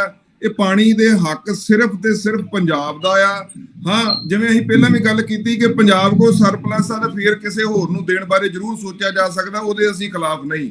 ਪਰ ਜੇ ਪੰਜਾਬ ਦੀ ਹੀ ਪੂਰਤੀ ਨਹੀਂ ਹੋ ਪਾ ਰਹੀ ਤੇ ਅਸੀਂ ਸਾਡਾ ਘਰ ਪੂਰਾ ਨਹੀਂ ਹੋ ਰਿਹਾ ਤੇ ਅਸੀਂ ਗਵਾਂਢੀ ਨੂੰ ਵੰਡਦੇ ਫਿਰੀਏ, ਇਹ ਕਿਸੇ ਮਸਲੇ ਦਾ ਹੱਲ ਨਹੀਂ। ਇਹ ਸਿਰਫ ਤੇ ਸਿਰਫ ਇੱਕ ਕੋਝੀ ਰਾਜਨੀਤੀ ਦੀ ਸਾਜ਼ਿਸ਼ ਹੈ। 57 ਸਾਲ ਬਾਅਦ ਉੱਠ ਕੇ ਇਹਨਾਂ ਨੂੰ ਚੰਡੀਗੜ੍ਹ ਵੀ ਚੇਤਾ ਆ ਗਿਆ ਤੇ ਪਾਣੀ ਵੀ ਚੇਤੇ ਆ ਗਏ। ਇਹ ਬਿਲਕੁਲ ਨਜਾਇਜ਼ ਮੰਗ ਹੈ ਹਿਮਾਚਲ ਪ੍ਰਦੇਸ਼ ਦੀ। ਤੇ ਜਿੱਥੋਂ ਤੱਕ ਗੱਲ ਰਹੀ ਵੀ ਤੁਸੀਂ ਗੱਲ ਕੀਤੀ ਕਿ ਉਹ NOC ਦੀ ਵੀ ਗੱਲ ਚੱਲ ਰਹੀ ਸੀਗੀ ਵੀ ਸੈਂਟਰ ਨੇ ਕਿਹਾ ਕਿ ਹਿਮਾਚਲ ਨੂੰ NOC ਦੇ ਦਿੱਤੀ ਜਾਵੇ। ਮੈਂ ਬੇਨਤੀ ਕਰਦੇ ਆ, ਜਿਹੜਾ BBMB ਬੋਰਡ ਆ ਉਹਦਾ ਸਿਰਫ ਮੈਨੇਜਮੈਂਟ ਕਰਨ ਦਾ ਕੰਮ ਹੈ। ਕਿਹਨੂੰ ਕੀ ਦੇਣਾ, ਕਿਹਨੂੰ ਕੀ ਨਹੀਂ ਦੇਣਾ, ਇਹਦੇ ਵਿੱਚ ਉਹਦਾ ਕੋਈ ਅਖਤਿਆਰ ਨਹੀਂ। BBMB ਬੋਰਡ ਦਾ ਉਹ ਮੈਨੇਜ ਕਰੇ, ਉਹ ਕਿਸੇ ਨੂੰ ਪਾਣੀ ਆਪਣੇ ਤੌਰ ਤੇ BBMB ਬੋਰਡ ਦੇ ਨਹੀਂ ਸਕਦਾ। ਇਹ ਪੰਜਾਬ ਤੈਅ ਕਰੇਗਾ ਕਿਹਨੂੰ ਦੇਣਾ ਤੇ ਕਿਹਨੂੰ ਨਹੀਂ ਦੇਣਾ। ਇਹ ਬਿਲਕੁਲ ਨਜਾਇਜ਼ ਮੰਗਾਂ ਨੇ। ਸਾਡਾ ਘਰ ਨਹੀਂ ਪੂਰਾ ਹੁੰਦਾ, ਅਸੀਂ ਕਿਸੇ ਹੋਰ ਨੂੰ ਕਿਵੇਂ ਦੇਣ ਬਾਰੇ ਸੋਚ ਸਕਦੇ ਹਾਂ ਜੀ। ਮਹਿੰਦਰ ਜੀ, ਪਾਣੀ ਦੇ ਉੱਤੇ ਕਹਿੰਦੇ ਹਿਮਾਚਲ ਪਾਣੀ ਇਹ ਨਹੀਂ ਲੈ ਸਕਦਾ, ਉਹ ਕਹਿੰਦੇ ਸਾਨੂੰ ਸੈਸ ਲਾਉਣ ਦਾ ਅਧਿਕਾਰ ਹੈ। ਅਸੀਂ ਉਹਦੇ ਉੱਤੇ ਕੋਈ ਨਾ ਕੋਈ ਜਿਹੜੀ ਆ ਫੀਸ ਜਿਹੜਾ ਪਾਣੀ ਜਾਂਦਾ ਉਹਦੀ ਤੈਅ ਕਰਨ ਦੇ ਅਧਿਕਾਰੀ ਹੈਗੇ ਆ। ਤੇ ਚੰਡੀਗੜ੍ਹ ਦੀ ਗੱਲ ਵੀ ਜਿਹੜੀ ਹੈ ਕਾਂਗਰਸ ਦੇ ਜਿਹੜੇ ਕੀ ਕਹਿੰਦੇ ਆਪਾਂ ਮੁੱਖ ਮੰਤਰੀ ਸਾਹਿਬ ਨੇ, ਉਹ ਵੀ ਕਹਿੰਦੇ ਵੀ ਸਾਨੂੰ ਹੱਕ ਬਣ ਗਿਆ ਚੰਡੀਗੜ੍ਹ ਦਾ। ਚੰਡੀਗੜ੍ਹ ਦੇ ਉੱਤੇ ਤਾਂ ਪਹਿਲੇ ਪੰਜਾਬ ਦੀ ਸਿਆਸਤ ਬੜੀ ਮਗੀ ਰਹੀ ਹੈ, ਪਾਣੀਆਂ ਦੇ ਉੱਤੇ ਮਗੀ ਰਹੀ ਹੈ। ਕਿਹੜਾ ਰੂਪ ਅਖਤਿਆਰ ਕਰਦੀ ਜਾ ਰਹੀ ਹੈ? ਸੰਧੂ ਸਾਹਿਬ, ਗੱਲ ਇਹ ਹੈ ਕਿ ਆਪਾਂ ਪਹਿਲਾਂ ਵੀ ਗੱਲ ਕਰ ਰਹੇ ਸੀ ਕਿ ਆਪਸੀ ਪਿਆਰ ਭਾਵ ਤਾਲਮੇਲ ਦੇ ਨਾਲ ਜਿਹੜੀਆਂ ਇਹ ਚੀਜ਼ਾਂ ਦੇ ਹੱਲ ਨਿਕਲ ਸਕਦੇ ਆ ਔਰ ਕੱਢਣੇ ਚਾਹੀਦੇ ਆ। ਲੇਕਿਨ ਗੱਲ ਮੰਜ਼ਲ ਸਾਹਿਬ ਦੀ ਬਿਲਕੁਲ ਠੀਕ ਹੈ ਕਿ ਅੱਜ 57 ਸਾਲ ਬਾਅਦ ਅਗਰ ਹਿਮਾਚਲ ਪ੍ਰਦੇਸ਼ ਦੇ ਮੁੱਖ ਮੰਤਰੀ ਮਾਨਯੋਗ ਸੁਖੂ ਜੀ ਇਹ ਮੰਗ ਕਰਦੇ ਆ ਕਿ ਵੀ ਸਾਨੂੰ ਚੰਡੀਗੜ੍ਹ ਦੇ ਵਿੱਚ ਵੀ ਔਰ BBM ਦੇ ਪਾਣੀ ਦੇ ਵਿੱਚ ਵੀ ਜਿਹੜਾ ਸਾਡੀ ਹਿੱਸੇਦਾਰੀ ਉਹ ਤੈਅ ਕੀਤੀ ਜਾਵੇ, ਤਾਂ ਇਹ ਇੱਕ ਮਾੜੀ ਗੱਲ ਹੈ। ਕਿਉਂਕਿ ਇਸ ਤੋਂ ਪਹਿਲਾਂ ਵੀ ਕੇਂਦਰ ਦੇ ਵਿੱਚ ਵੀ ਕਾਂਗਰਸ ਦੀ ਸਰਕਾਰ ਬਹੁਤ ਸਾਲ ਰਹੀ, ਪੰਜਾਬ ਦੇ ਵਿੱਚ ਵੀ ਕਾਂਗਰਸ ਦੀ ਸਰਕਾਰ ਬਹੁਤ ਸਾਲ ਰਹੀ, ਹਿਮਾਚਲ ਦੇ ਵਿੱਚ ਵੀ ਬਹੁਤ ਸਾਲ ਰਹੀ। ਉਦੋਂ ਤੱਕ ਤਾਂ ਇਹਨਾਂ ਨੇ ਬਿਲਕੁਲ ਕਦੇ ਇਹ ਮੁੱਦਾ ਨਹੀਂ ਉਠਾਇਆ। ਔਰ ਦੂਸਰੀ ਗੱਲ ਆ ਗਈ ਕਿ ਪੰਜਾਬ ਦੇ ਵਿੱਚ ਪਾਣੀ ਅਗਰ ਪਹਿਲਾਂ ਹੀ ਕਿਸੇ ਵੀ ਕਾਰਨ ਘਟ ਰਿਹਾ ਹੈ, ਉਹ ਪੰਜਾਬ ਦੇ ਲੋਕਾਂ ਦੀ ਜ਼ਰੂਰਤ ਪੂਰੀ ਨਹੀਂ ਹੋ ਰਹੀ, ਤਾਂ ਫਿਰ ਪਾਣੀ ਨੂੰ ਬਾਹਰ ਹੋਰ ਕਿਸ ਤਰੀਕੇ ਨਾਲ ਦਿੱਤਾ ਜਾ ਸਕਦਾ ਹੈ। ਫਿਰ ਇਹ ਮੁੱਦਾ ਪਹਿਲਾਂ ਵੀ ਬਹੁਤ ਗਰਮੀ ਦੇ ਨਾਲ ਚੱਲ ਰਿਹਾ ਹੈ ਔਰ ਇਸ ਦੇ ਉੱਤੇ ਪੰਜਾਬ ਦੇ ਵਿੱਚ ਔਰ ਕੇਂਦਰ ਸਰਕਾਰ ਦੇ ਵਿੱਚ, ਹਰਿਆਣਾ ਦੇ ਵਿੱਚ ਬੜਾ ਜਿਹੜਾ ਇਹ ਮੁੱਦਾ ਪਾਣੀ ਨੂੰ ਲੈ ਕੇ ਪਹਿਲਾਂ ਤੋਂ ਚੱਲਦਾ ਆ ਰਿਹਾ ਹੈ। ਸੋ ਮੈਂ ਸਮਝ ਰਿਹਾ ਕਿ ਆਉਣ ਵਾਲੇ ਸਮੇਂ ਦੇ ਵਿੱਚ ਅਗਰ ਇਹੀ ਹਾਲਾਤ ਰਹਿੰਦੇ ਆ ਤੇ ਸਿਆਸਤ ਜਿਹੜੀ ਹੈ ਉਹ ਹੋਰ ਗਰਮ ਹੋਏਗੀ ਔਰ ਇਸ ਦੇ ਵਿੱਚ ਫਿਰ ਦੇਖਦੇ ਆਉਣ ਵਾਲੇ ਸਮੇਂ ਦੇ ਵਿੱਚ ਕਿਸ ਤਰੀਕੇ ਦਾ ਕੋਈ ਤਾਲਮੇਲ ਬੈਠਦਾ ਹੈ ਤੇ ਕੀ ਇਹਦਾ ਕੋਈ ਹੱਲ ਨਿਕਲਦਾ ਹੈ। ਆਪਾਂ ਅਗਲੇ ਮੁੱਦੇ ਵੱਲ ਵਧੀਏ। ਕਮਰ ਮੰਜ਼ਲ ਜੀ, ਖਬਰ ਆਈ ਹੈ ਕਿ 15 ਜਨਵਰੀ 2015 ਨੂੰ ਉਦੋਂ ਦੀ ਸਰਕਾਰ ਨੇ ਇੱਕ ਨੋਟੀਫਿਕੇਸ਼ਨ ਕੀਤਾ ਸੀ ਜਿਹਦੇ ਵਿੱਚ ਪ੍ਰੋਬੇਸ਼ਨ ਜਿਹੜਾ ਪੀਰੀਅਡ ਆ ਉਹਦੇ ਦੌਰਾਨ ਜਿਹੜੀਆਂ ਤਨਖਾਹਾਂ ਨੂੰ ਲੈ ਕੇ ਫੈਸਲਾ ਸੀ ਕਿ ਬੇਸਿਕ ਤਨਖਾਹ ਹੀ ਮਿਲਣੀ ਆ ਤੇ ਹੋਰ ਜਿਹੜੀਆਂ ਦੂਜੇ ਭੱਤੇ ਵਗੈਰਾ ਨੇ ਸਾਰਾ ਕੁਝ ਨਹੀਂ ਮਿਲਣਾ। ਤੇ ਦੂਜੇ ਪਾਸੇ ਉਹਦੇ ਉੱਤੇ ਜਦੋਂ ਮੁਲਾਜ਼ਮ ਜਥੇਬੰਦੀਆਂ ਹਾਈ ਕੋਰਟ ਜਾਂਦੀਆਂ ਨੇ ਤੇ ਉੱਥੇ ਉਹਨਾਂ ਨੂੰ ਇੱਕ ਆਰਡਰ ਮਿਲ ਜਾਂਦਾ ਕਿ ਹਾਂਜੀ ਭਾਈ ਇਹ ਤਾਂ ਪੈਸੇ ਜਿਹੜੇ ਆ ਦੇਣੇ ਪੈਣੇ, ਇਹਨਾਂ ਦਾ ਹੱਕ ਬਣਦਾ। ਪਰ ਹੁਣ ਜਦੋਂ ਉਹ ਜਿਹੜਾ ਨੋਟੀਫਿਕੇਸ਼ਨ ਜਿਹੜਾ ਆ ਗਿਆ, ਹਾਈ ਕੋਰਟ ਦਾ ਫੈਸਲਾ ਆ ਗਿਆ, ਉਹਦੇ ਮੱਦੇ ਨਜ਼ਰ ਹੁਣ ਨਜ਼ਰ ਮਾਰਦੇ ਆ ਜਿਹੜੀ ਭਗਵੰਤ ਮਾਨ ਸਰਕਾਰ ਅਰਵਿੰਦ ਕੇਜਰੀਵਾਲ ਜੀ ਦੀ ਅਗਵਾਈ ਹੇਠ ਇਸ ਗੱਲ ਦੇ ਦਾਅਵੇ ਕਰਦੀ ਸੀ ਕਿ ਅਸੀਂ ਸਾਰਾ A to Z the plan ਸਾਡਾ ਤਿਆਰ ਹੋ ਗਿਆ, ਤੇ ਅੱਜ ਉਹਨਾਂ ਨੂੰ ਇਹ ਨਵਾਂ ਇੱਕ ਜਿਹੜਾ ਚੁਣੌਤੀ ਹੈ ਉਹ ਖੜੀ ਨਜ਼ਰ ਆ ਰਹੀ ਹੈ। ਇਹ ਕਹਿੰਦੇ 12 ਤੋਂ 15 ਹਜ਼ਾਰ ਕਰੋੜ ਰੁਪਏ ਦਾ ਪੂਰੀ ਤਰ੍ਹਾਂ ਸਟੇਟ ਦੇ ਉੱਤੇ ਅਗਰ ਉਹ ਹਾਈ ਕੋਰਟ ਦਾ ਜਿਹੜਾ ਆਦੇਸ਼ ਹੈ ਲਾਗੂ ਹੋ ਜਾਂਦਾ, ਕਿ ਸਰਕਾਰ ਕਹਿੰਦੇ ਹੁਣ ਤਿਆਰੀ ਕਰ ਰਹੀ ਹੈ ਸੁਪਰੀਮ ਕੋਰਟ ਵਿੱਚ ਜਾਣ ਦੀ, ਤੇ ਉਹਦੇ ਵਾਸਤੇ ਜਿੰਨੇ ਡਿਪਾਰਟਮੈਂਟ ਨੇ ਸੰਬੰਧਿਤ ਵਿਭਾਗ ਨੇ ਉਹਨਾਂ ਸਾਰਿਆਂ ਨੂੰ ਕਹਿ ਦਿੱਤਾ ਗਿਆ ਕਿ ਤੁਸੀਂ ਇਹਦੇ ਸੰਬੰਧੀ ਕਾਗਜ਼, ਇਹਦੇ ਸੰਬੰਧੀ ਜਿਹੜੀਆਂ ਫਾਈਲਾਂ ਉਹ ਤਿਆਰ ਕਰ ਲਓ, ਸਾਨੂੰ ਸੁਪਰੀਮ ਕੋਰਟ ਜਾਣਾ ਪੈਣਾ। ਕਿਵੇਂ ਦੇਖਦੇ ਹੋ? ਸੰਧੂ ਸਾਹਿਬ, ਪੰਜਾਬ ਬੜੇ ਲੰਬੇ ਸਮੇਂ ਤੋਂ ਵਿੱਤੀ ਆਰਥਿਕ ਤੰਗੀ ਦਾ ਸਾਹਮਣਾ ਕਰ ਰਿਹਾ। 3.25 ਲੱਖ ਕਰੋੜ ਦੇ ਕਰੀਬ ਅਸੀਂ ਕਰਜ਼ਾਈ ਸੀਗੇ ਆਮ ਆਦਮੀ ਪਾਰਟੀ ਦੇ ਆਉਣ ਤੋਂ ਪਹਿਲਾਂ, ਤੇ ਮੇਰੇ ਖਿਆਲ ਆ ਕੋਈ 60-70 ਹਜ਼ਾਰ ਕਰੋੜ ਦਾ ਕਰਜ਼ਾ ਇਹਨਾਂ ਨੇ ਆਣ ਕੇ ਹੋਰ ਨਵਾਂ ਲੈ ਕੇ ਜਿਹੜੀਆਂ ਮੁਲਾਜ਼ਮਾਂ ਨੂੰ ਤਨਖਾਹਾਂ ਦਿੱਤੀਆਂ ਨੇ, ਤੇ ਆਰਥਿਕ ਸੰਕਟ ਦੇ ਪੰਜਾਬ ਲੰਬੇ ਸਮੇਂ ਤੋਂ ਚੱਲ ਹੀ ਰਿਹਾ। ਉਹਨਾਂ ਚੀਜ਼ਾਂ ਨੂੰ ਦੇਖਦਿਆਂ ਹੋਇਆਂ ਉਦੋਂ ਮੌਕੇ ਦੀਆਂ ਸਰਕਾਰਾਂ ਨੇ ਕੁਝ ਇਸ ਤਰ੍ਹਾਂ ਦੇ ਫੈਸਲੇ ਲਏ। ਚਲੋ ਮਾਨਯੋਗ ਹਾਈ ਕੋਰਟ ਨੇ ਉਹਦੇ ਤੇ ਕੋਈ ਫੈਸਲਾ ਦਿੱਤਾ ਆ, ਸੋਚ ਸਮਝ ਕੇ ਦਿੱਤਾ ਹੋਏਗਾ। ਜਿਹੜੇ ਵਾਕਈ ਮੁਲਾਜ਼ਮ ਮਿਹਨਤ ਕਰਦੇ ਨੇ, ਕੰਮ ਕਰਦੇ ਨੇ, ਉਹਨਾਂ ਨੂੰ ਉਹਦਾ ਹੱਕ ਮਿਲਣਾ ਚਾਹੀਦਾ। ਮੈਂ ਖਬਰ ਪੜ੍ਹ ਰਿਹਾ ਸੀ, ਉਹਦੇ ਵਿੱਚ ਕੋਈ ਵੀ ਡਾਕਟਰ ਗਵਰਨਮੈਂਟ ਜੋਬ ਵਾਸਤੇ ਅਪਲਾਈ ਨਹੀਂ ਸੀ ਕਰਦਾ ਪਿਆ, ਕਿਉਂਕਿ 15,500 ਰੁਪਏ ਤਨਖਾਹ ਦੇ ਵਿੱਚ ਕੋਈ ਡਾਕਟਰ ਕੰਮ ਕਰਕੇ ਰਾਜੀ ਨਹੀਂ। ਜਿਹੜੇ ਕਰੋੜ 1.5 ਕਰੋੜ ਰੁਪਈਆ ਲਾ ਕੇ MBBS ਦੀ ਡਿਗਰੀ ਲੈਂਦੇ ਨੇ, ਤੇ ਉਸ ਤੋਂ ਬਾਅਦ ਉਹ ਜੇ 15,000 ਰੁਪਏ ਦੀ ਨੌਕਰੀ ਕਰਨਗੇ ਤੇ ਉਹ ਸਮਝਦੇ ਕਿ ਸਾਡੀ ਗੁਜ਼ਾਰਾ ਨਹੀਂ ਹੋ ਪਾਊਗਾ। ਚਲੋ ਇਹ ਦੋਵੇਂ ਚੀਜ਼ਾਂ ਆਪੋ ਆਪਣੀ ਜਗ੍ਹਾ ਤੇ ਠੀਕ ਨੇ।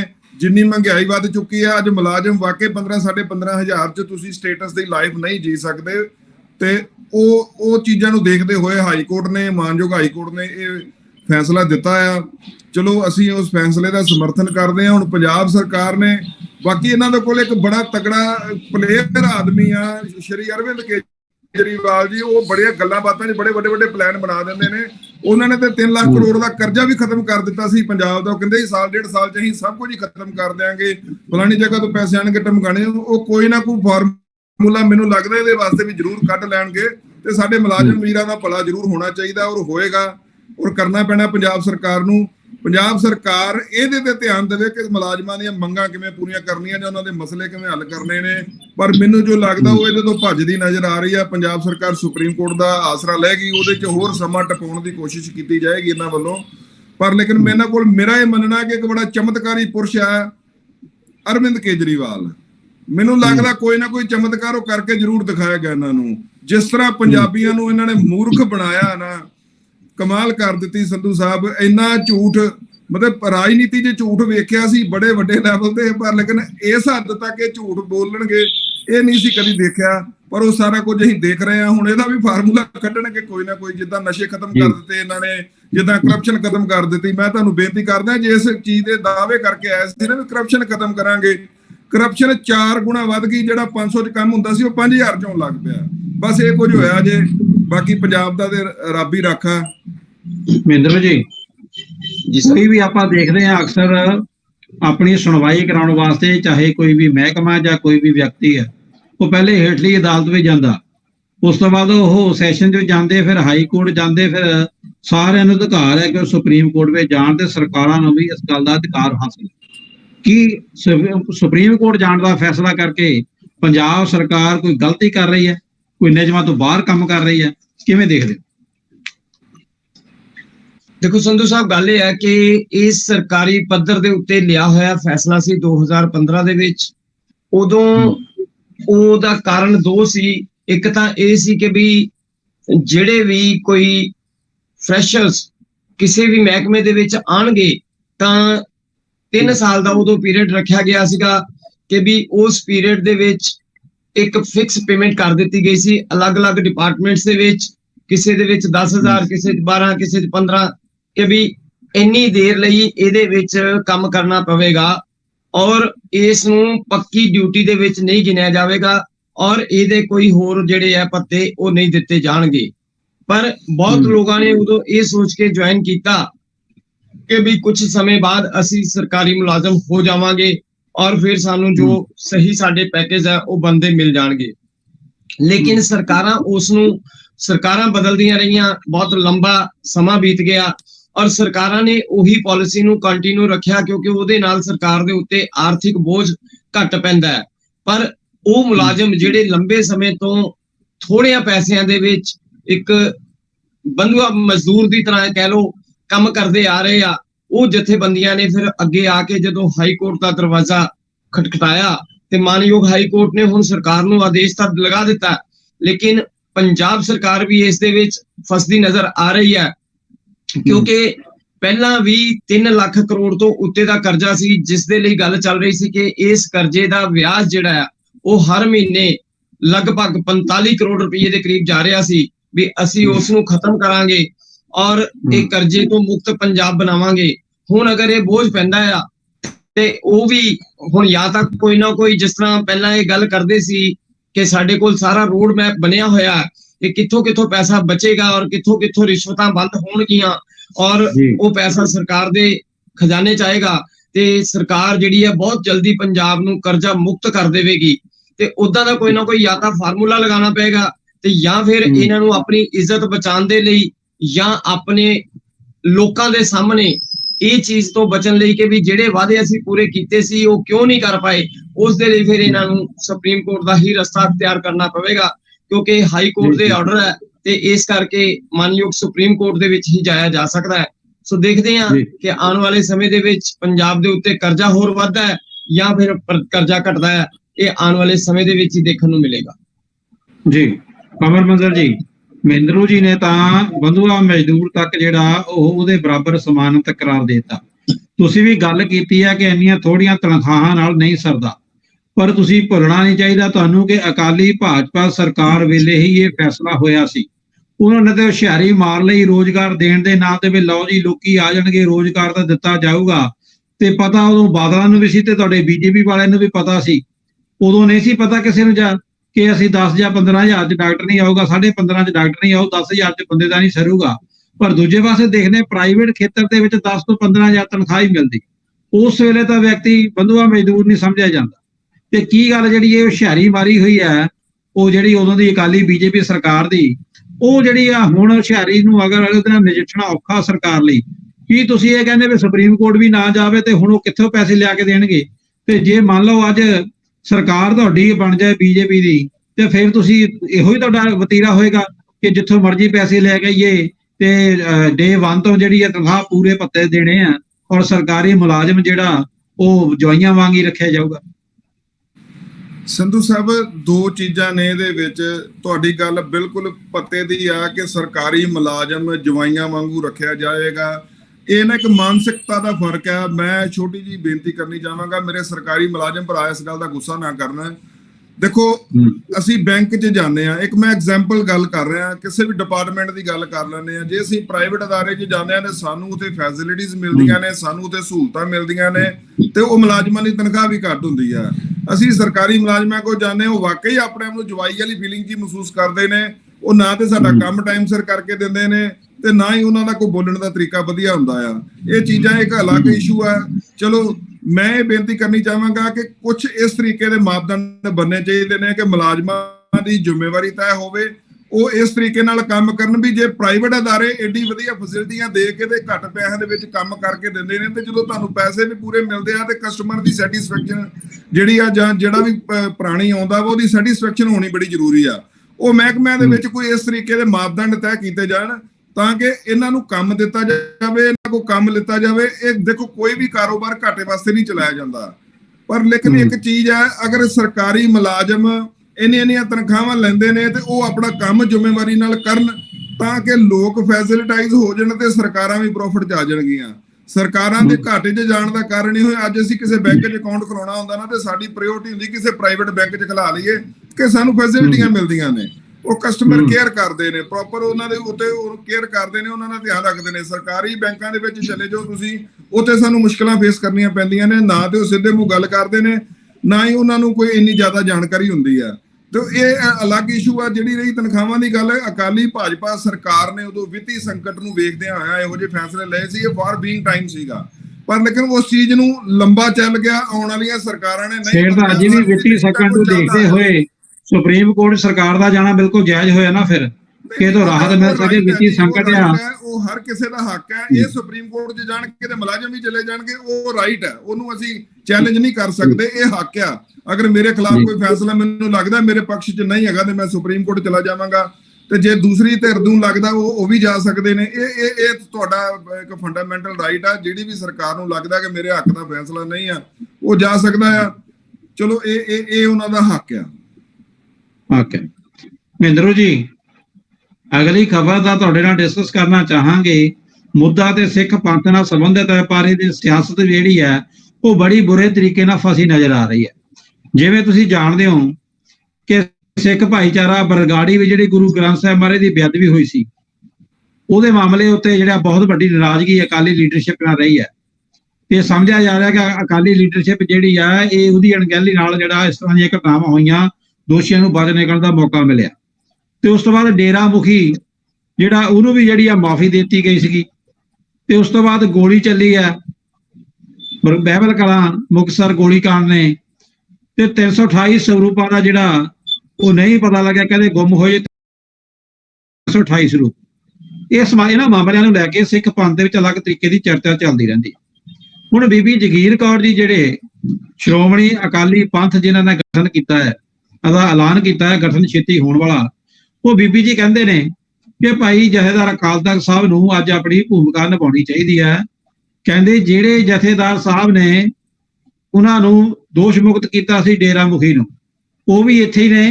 ਕਹਿੰਦੇ ਜਿੱਥੇ ਉਹ ਰਹਿੰਦੇ ਨੇ ਤਖਤ ਦਮਦਮਾ ਸਾਹਿਬ, ਉੱਥੇ ਹੀ ਉਹ ਵੀ ਉਹਨਾਂ ਦਾ ਨਿਵਾਸ ਵੀ ਹੈ।